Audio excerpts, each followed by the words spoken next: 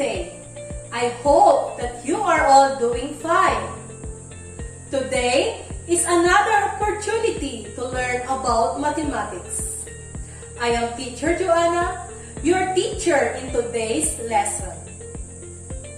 Today, we will be talking about pairs of angles and relationships between angles and lines.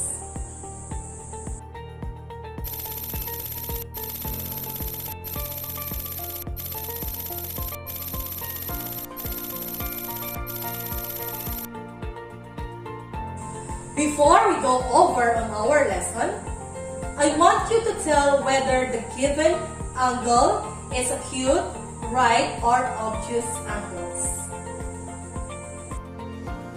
Is number 1 an acute, right, or obtuse angle? Very good! It is an acute angle. How about this angle? Is it an acute, right, or obtuse angle? That's right! It is a right angle. Next, we have this angle. Is it an acute, right, or obtuse angle?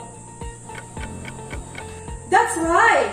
It is an obtuse angle. Thank you, dear math lovers, for participating in our activity. Now, let's do the very good clap. 1, 2, 3. 1, 2, 3. Very good! Now, I want you to observe the interior design of the house and answer the following questions. Number 1. What are the things do you see in the picture? Number 2. Can you see angles in the base of the center table? What kind of angles are formed? Number 3. How will you describe the horizontal lines in the design of the cabinet? Do they intersect each other? How about the vertical lines? Do they intersect each other? How do you call these lines? And number 4, what kind of angles are formed when horizontal lines and vertical line intersect each other? Let's process your answers. First, we have pairs of angles. Pairs of angles may be classified in different ways. This may be related because of the sum of their angle measures or their positions.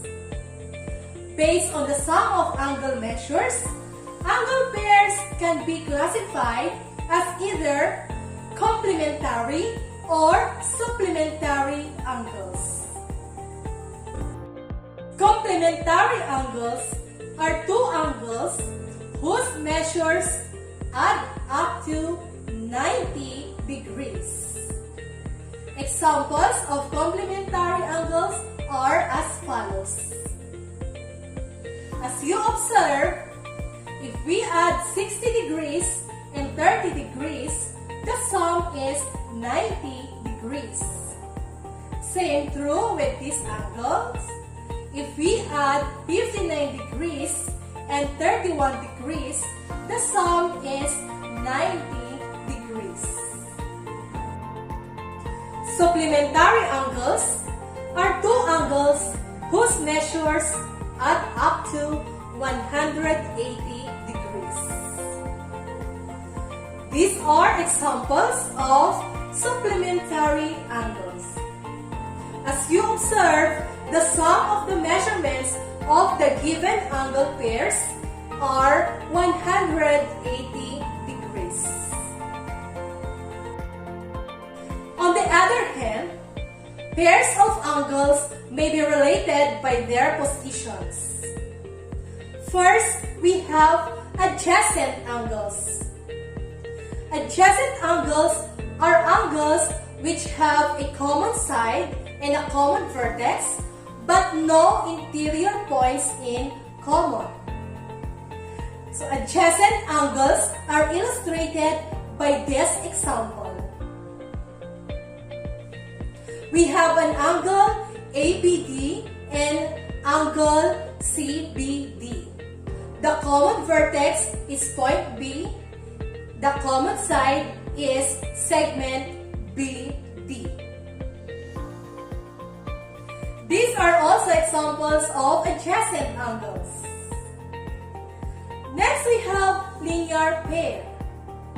Linear pair is composed of two adjacent angles whose measures have the sum of 180 degrees. These adjacent angles form a straight line. So these are examples of linear pair. Next, we have vertical angles. Vertical angles are two non-adjacent angles formed by two intersecting lines. Vertical angles are congruent. So these are examples of vertical angles. As you observe on the first illustration, angle 1 is opposite to angle 3. Same is true with angle 2, opposite to angle 4. And angle 1 is congruent to angle 3. Angle 2 is congruent to angle 4. Same with the second illustration, the opposite angles are congruent to each other. Next, we also have congruent angles. Congruent angles are two angles whose measures are equal. This is an example of congruent angles. Angle A, which measures 50 degrees, is congruent to angle B, which also measures 50 degrees. Now, I want you to look at these pictures. What have you observed in these pictures? Are there vertical lines and horizontal lines? Do they intersect? What kind of angle is formed with their intersection? As you observe in picture A, the vertical lines and horizontal lines do not meet each other. These lines are called parallel lines. Parallel lines are lines on the same plane that do not intersect. While for picture B, as you observe, the lines intersect each other. These lines are called perpendicular lines. Perpendicular lines are lines that formed by two intersecting lines, and the angle formed with their intersections are 4 right angles. Now, let's go back to the interior design of the house and let's check your answers. What are the things you see in the picture? So we have chairs, center table, throw pillows, cabinet, books, curtains, and a lot more. Can you see angles in the base of the center table? What kind of angles are formed? So we see angles, and the angles formed are vertical angles as well as congruent angles. How will you describe the horizontal lines in the design of the cabinet? Do they intersect each other? How about the vertical lines? Do they intersect each other also? How do you call these lines? So the horizontal lines of the cabinet represent parallel lines because they are not intersecting. Same true with the vertical lines. They also represent parallel lines.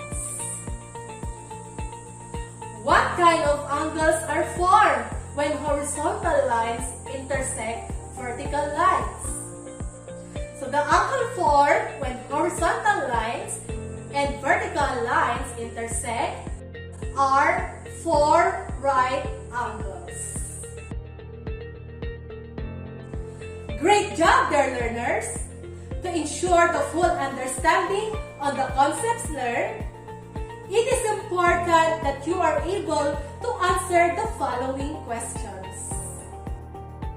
What type of angle pairs is being represented by this? Very good! It represents vertical angles. Remember that vertical angles are two non-adjacent angles formed by two intersecting lines. Vertical angles are congruent. How about this angle? What type of angle pairs is being represented? Very good! It represents adjacent angles. Don't forget that adjacent angles are angles which have a common side and a common vertex but no interior points in common. How about these angles? What type of angle pairs is being represented? Very good! It represented linear pairs. Linear pair is composed of supplementary angles with a common side. What is the supplement of 35 degrees? Very good! The supplement of 35 degrees is 145 degrees. Supplementary angles are two angles whose measures add up to 180 degrees. What is the complement of 74 degrees? That's right! The complement of 74 degrees is 16 degrees. When we say complementary angles, these are angles whose measures add up to 90 degrees. What line are being represented by the rail of the train? Very good! The line represented by the rail of the train is a parallel line. Parallel lines are lines on the same plane that do not intersect. What line are being represented by the window? Very good! The line represented by the window is a perpendicular line. Perpendicular lines are lines that form by two intersecting lines and form 4 right angles. Now, let us determine how much you have learned from our lesson. Choose the letter of the correct answer. Write your answer on your answer sheet.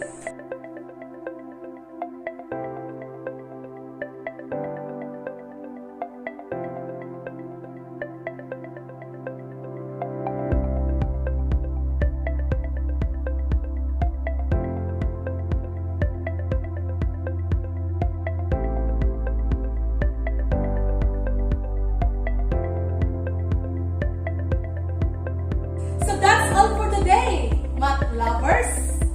I hope you have learned about pairs of